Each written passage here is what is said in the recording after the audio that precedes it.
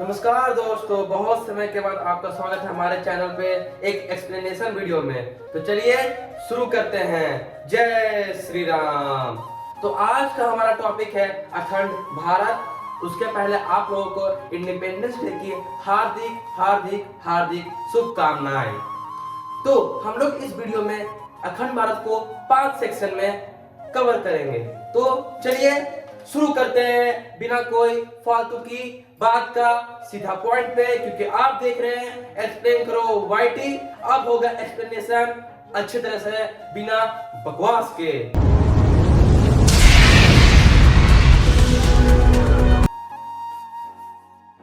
अध्याय 1 अखंड भारत का अर्थ क्या है। आज के समय में भी लोगों को अखंड भारत का रियल अर्थ पता ही नहीं है कि आखिर अखंड भारत है क्या।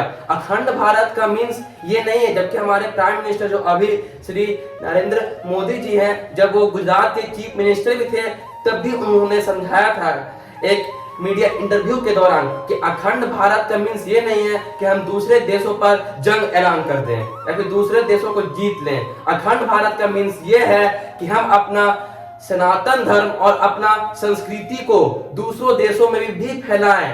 अखंड भारत का रियल मीनिंग है संस्कृति भारत, मतलब हम अपनी वर्षों पुरानी गौरव इतिहास को, गौरवशाली संस्कृति को अपने आसपास के देशों में फैलाएं। यह है अखंड भारत का असली मीनिंग। कि अखंड भारत का असली मीनिंग है कि हम अपने कल्चर, अपने परंपरा, अपने इतिहास और अपने संस्कृति को आसपास के देशों में फैलाएं। अध्याय नंबर 2 भारत का विभाजन। 1947 में 14 अगस्त को भारत का विभाजन कर दिया गया। आप लोग स्क्रीन पे देख सकते हैं कि किस टाइप में भारत का विभाजन कितने देशों में किया, यह आपको स्क्रीन पे अभी चल रहा होगा। तो 1947 में भारत का विभाजन नेपाल, भूटान, म्यांमार, मालदीव, श्रीलंका, पाकिस्तान, अफगानिस्तान जैसे देशों में कर दिया गया। अखंड भारत जो कंसेप्ट है उसके फायदे क्या है। अखंड भारत जो कंसेप्ट है इसके बहुत से फायदे हैं। जैसे पहला फायदा जो अखंड भारत होने से ये होगा कि हम अपने जितने भी देश है अखंड भारत में आएंगे उनमें बिना वीजा के ट्रैवल कर सकते हैं और व्यापार को वहां पर कर सकते हैं। इससे हमारा जो करेंसी है इंडियन रुपी वो बहुत ही ज्यादा स्ट्रांग होगा और भारत या बोल सकते हैं अखंड भारत दुनिया में लीडर के तौर पर निकलेगा। जो सबसे जो प्रमुख कारण है अखंड भारत होने का, वो आज तो कल होगा ही होगा, ये है जितने भी देश भारत से अलग हुए थे उनका अभी इकोनॉमी स्टेबल नहीं है। जैसे आप पाकिस्तान देख सकते हैं, बांग्लादेश देख सकते हैं, श्रीलंका का अभी देख सकते हैं इकोनॉमिक क्राइसिस कितना आ चुका था। पाकिस्तान इकोनॉमिक क्राइसिस है, बांग्लादेश में इकोनॉमिक क्राइसिस है, तो सारे देशों में इकोनॉमिक क्राइसिस है। तो जब वो भारत से जुड़ेंगे वीजा नहीं लगेगा, मिलिट्री का जो पैसा जो भारत और इन सभी देश से जो खर्चा करती है अपने अपने देशों पर, वो एकदम बहुत कम हो जाएगा, या बोल सकते हैं आधा से भी कम हो जाएगा, क्योंकि कोई भी देश किसी पे अटैक नहीं करेगा क्योंकि सारे देश अखंड भारत में हैं। तो इससे वो लोग अपने देश में डेवलपमेंट पे पैसा डाल सकते हैं। तीसरा कारण हम लोग बोल सकते हैं कि वहाँ के जो विद्यार्थी है वो भारत में आकर के भारत में एक से एक कॉलेजेस है यहाँ पे आकर के पढ़ सकते हैं। यहाँ के विद्यार्थी है अगर उन्हें कोई दूसरा कॉलेज में जाना हो जो इंडिया से बाहर है, भारत से बाहर है, लेकिन अखंड भारत में है, तो वहां पे जाके बिना वीजा के पढ़ सकते हैं। इनसे उनको बहुत ज्यादा फायदा होगा।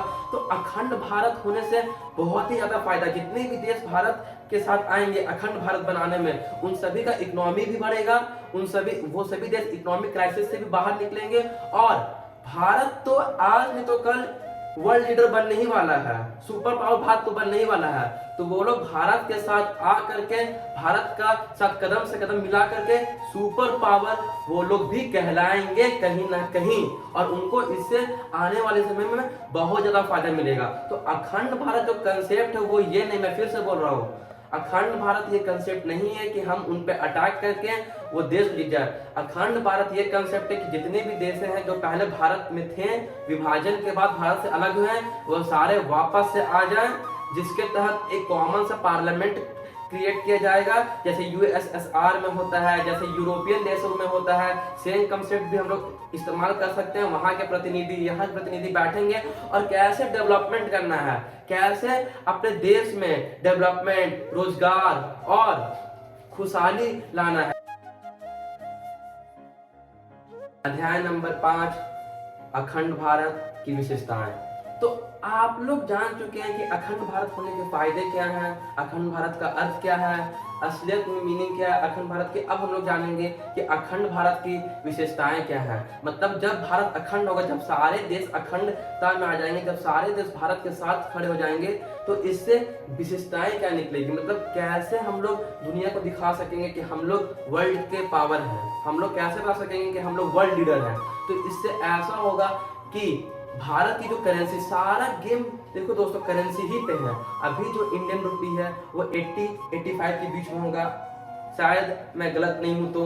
पाकिस्तानी रुपीज है वो तो $1 240-230 के आसपास होगा। बांग्लादेश की मेरे को आइडिया नहीं, मतलब इंडिया की करेंसी, इंडिया के जो आसपास की मतलब जो करेंसी है देशों के, वो बहुत डाउन है एज कंपेयर टू जो नेशनल करेंसी है डॉलर।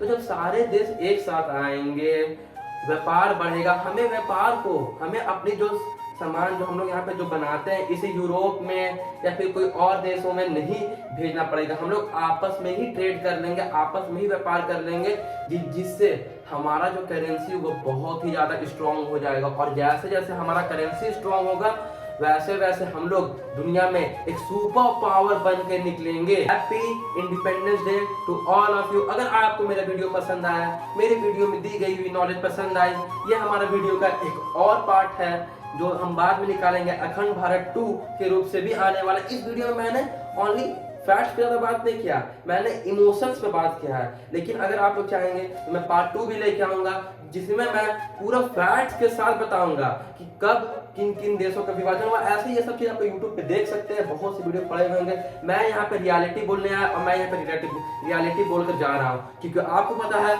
आप देख रहे हैं एक्सप्लेन करो YT। यहाँ पे झूठ की जगह नहीं है, जो सच है वो आपके सामने रहेगा। तो तब तक के लिए दोस्तों, जय हिंद, वंदे मातरम, जय श्री राम।